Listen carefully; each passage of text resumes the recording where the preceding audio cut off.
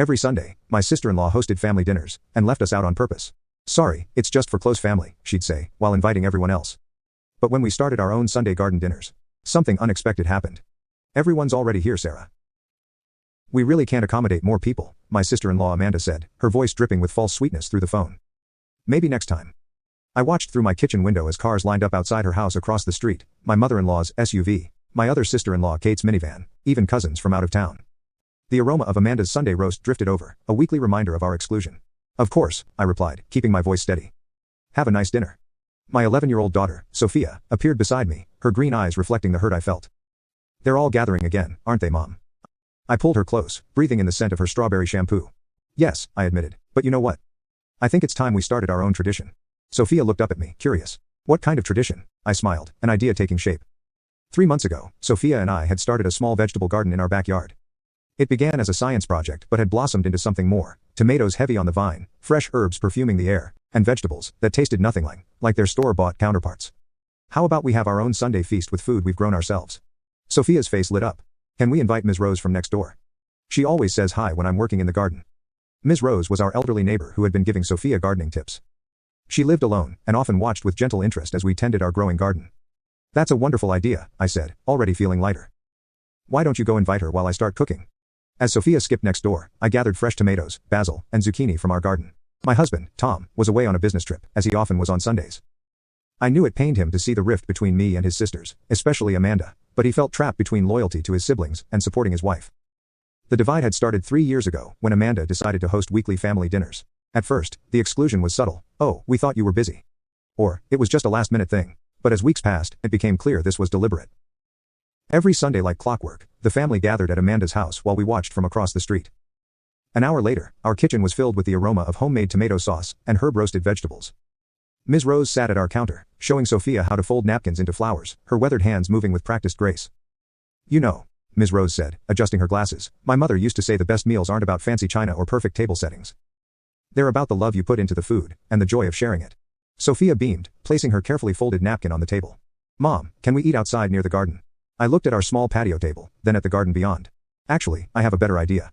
Together, we carried our old picnic blanket to a spot between the tomato vines and herb garden. I brought out plates of pasta with fresh tomato sauce, roasted vegetables, and herb bread. Ms. Rose contributed a homemade apple pie she'd been saving for a special occasion. As we settled onto the blanket, the setting sun cast a golden glow over our little feast. The garden air was sweet with the scent of herbs and flowers. From here, we could see Amanda's house, full of people, but somehow, it didn't hurt as much anymore. "This is nice," Sophia said, twirling pasta on her fork. "It feels like we're having dinner in a secret garden." Ms. Rose nodded, her eyes twinkling.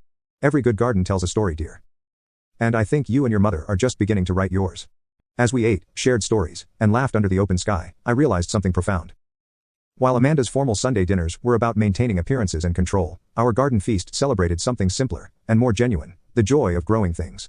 Sharing food made with love, and creating connections that went beyond blood ties. Sophia was explaining to Ms. Rose her plans for a pumpkin patch when I noticed movement across the street. Several of the younger cousins were pressed against Amanda's window, watching our garden dinner, with obvious curiosity. Even Kate paused on her way to her car, her expression unreadable, as she observed our little gathering. "Mom," Sophia said, pulling my attention back to her circle, "can we do this every Sunday? Make it our tradition." I looked at our simple feast, at the contentment on Ms. Rose's face, at the joy in my daughter's eyes, and felt a warmth that had nothing to do with the evening sun. "Yes," I said firmly, "this is our new Sunday tradition." What I didn't know then was that our little garden dinner was planting seeds of change that would grow in ways I never expected. But that's the thing about gardens and families. Sometimes the most beautiful things grow from the smallest beginnings. Our garden dinners quickly became the highlight of our week. Each Sunday, Sophia and I would spend the morning harvesting whatever was ripe, planning our menu around nature's offerings. Ms. Rose became a regular presence, bringing her wisdom and warmth to our gatherings. As summer progressed, our little circle began to grow organically. First came Ms. Rose's granddaughter, Emily, a college student who started dropping by on Sundays when visiting her grandmother. She brought fresh bread from the bakery where she worked part-time, and an infectious laugh that made our garden ring with joy. Then came the Martinez family from 2 doors down. Their 8-year-old twins had spotted Sophia's flourishing garden, and begged to learn how to grow vegetables.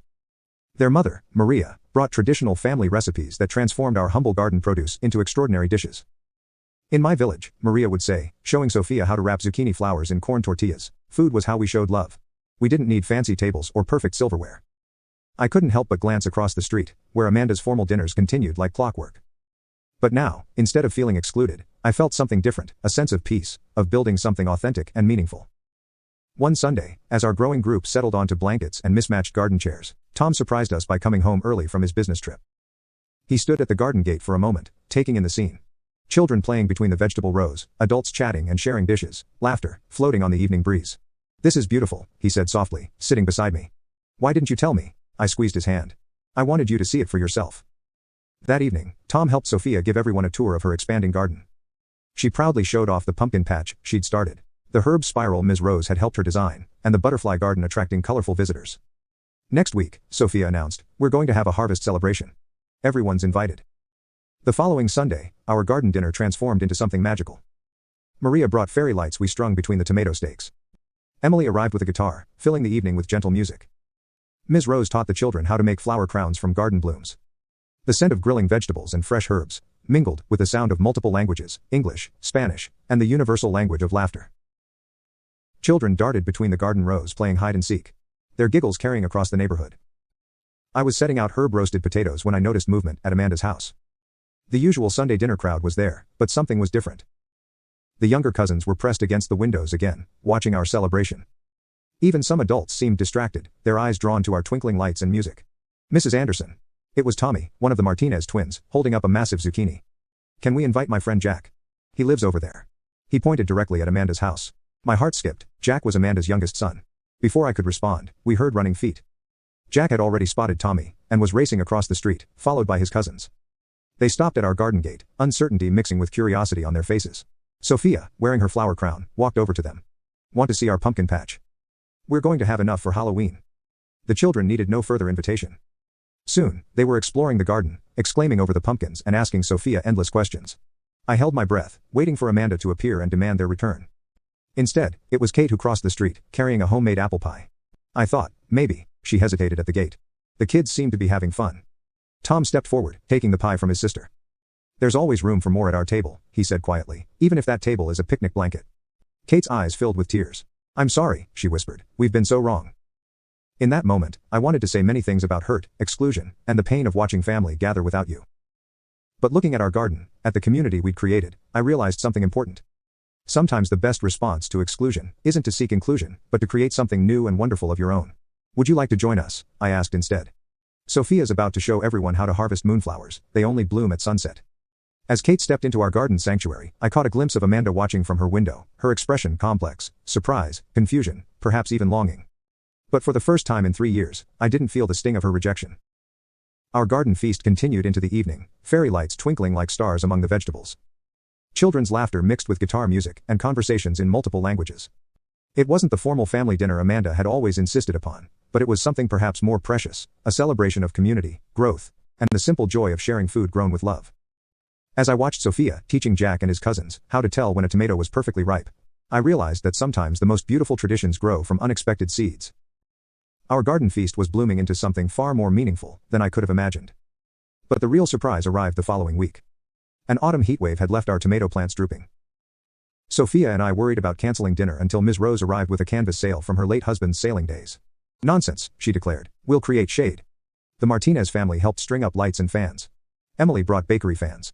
Then Amanda appeared at our gate, carrying vintage electric fans from her attic. "I thought you could use these," she said hesitantly. Sophia, ever diplomatic, led her through the garden. "Sarah," Amanda said later, tears in her eyes, "watching your dinners made me realize I forgot what family traditions are really about. It was never about perfection, it was about bringing people together." That evening, under the canvas canopy, Amanda's formal dinner crowd merged with ours. My mother-in-law swapped recipes with Ms. Rose. Tom and his sisters rebuilt bridges through quiet conversation. And as moonflowers bloomed, Amanda sat with Sophia, weaving flowers into her hair. 1 year later, our tradition has evolved. Dinners rotate between houses. Amanda's formal table now hosts children's art projects. The Martinez family teaches tortilla making. Ms. Rose shares sailing stories. And the children run a gardening club. Sophia put it best while planting flowers with Amanda. "Gardens are like families, Aunt Manda. They need different plants to be healthy. And sometimes the most beautiful flowers grow in unexpected places." Looking at our Sunday gathering, blood relatives and chosen family alike, I couldn't agree more.